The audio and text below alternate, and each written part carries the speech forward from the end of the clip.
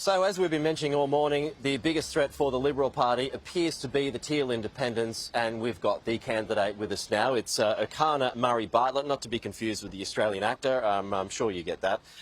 He's a terrific actor, by the way. But anyway, Erchana, the blue wall, it's never cracked here in McPherson. What makes you believe that it will this time around?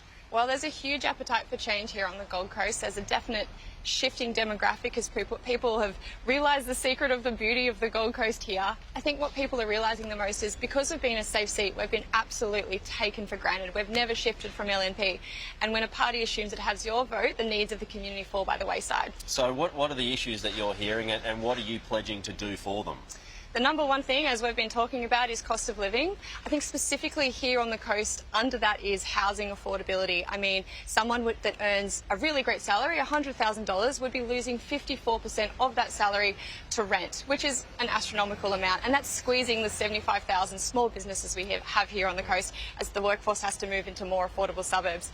So that is one of the big things that I'll be focusing on, a national housing and homelessness plan to make sure that the policies that we put to the table aren't just three-year election cycles, but have a sustainable future. What do you want to do on energy, though? I mean, because you've just heard from Clark, you know, the CEO of Village Roadshow. I mean, his energy bill's about to go up by 100%. Now, that's just not a Gold Coast thing. That's across the board. So what do you want to do about that? Because I know the Teal Independents are very strong about renewables, but that's not working. I wouldn't say it's not working. I'm definitely big on subsidising batteries for both small businesses and for households. I mean, we had Cyclone Alfred come through here a few weeks ago, and businesses here had to close their doors for up to 10 days. That's a huge amount of income lost. Making our small businesses and regular businesses and households energy independent is going to be a massive cost saver for people. Okay, there's some criticisms of you, primarily around the Climate 200 backers. You are backed by them, of course. You are pro-environment, and you have spoken about voting green in the past. So folks might be inclined to ask you the question, well, aren't you just a green in disguise? They can ask that, and yes, I have an entire background in advocating for our climate, but people are talking about climate here. Look where we live. It's an amazing place, and it's so vulnerable to climate change with Cyclone Alfred just coming through. What I'll be doing as a community representative is listening to the community and fighting for what the community needs, irrespective of party lines. You're a business owner, small business owner. So there's an opening with the Liberal Party. More so to be pro-business. Why didn't you join the Liberal Party? Because the community is being taken for granted here by the LNP, you know. What do you mean taken for granted? A really good statistic for you. So in the last 3 years, if you look at the discretionary federal grant funding across Australia, there was $900 million. So if you divide that by the 151 electorates, you should be receiving $6 million each. Do you know how much we got here in McPherson? $45,000. That's less than 1%. We have seen our critical infrastructure dropped off priority lists, the heavy rail to the airport for one, because we're being taken for granted. I cannot express this enough. When a party assumes it has your vote, the needs of the community, our critical infrastructure, fall by the wayside. And we are the 6th largest city in Australia and the fastest growing economy, yet despite these economic contributions, we're being taken for granted. Another criticism is you're not from here.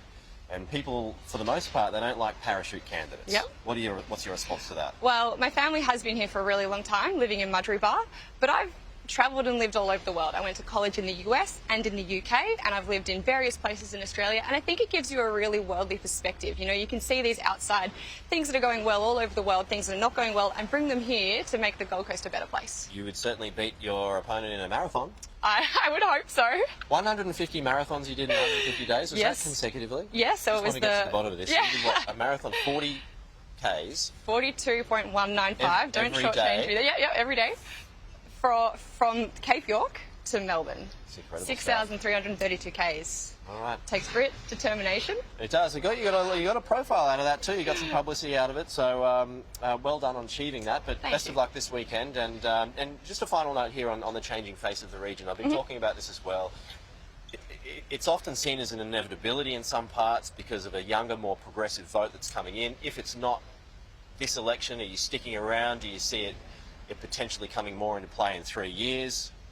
Yes, I mean, I'm absolutely focused on May 3rd, and I'm throwing everything at May 3rd. But, you know, in the chance that it doesn't happen, yeah, I think having a strong candidate in 2028 will keep the LNP kind of focused on making sure the Gold Coast is being looked after. All right, Erchana, I really appreciate your time this morning. Thank you so much. We'll talk to you again soon. Appreciate it. So there you go. We've heard from the Teal Independent and also the Liberal candidate. Yeah, they're not so much worried about the Labor Party this time around. It's more the Teals. So we'll see how that goes. Well, there's a different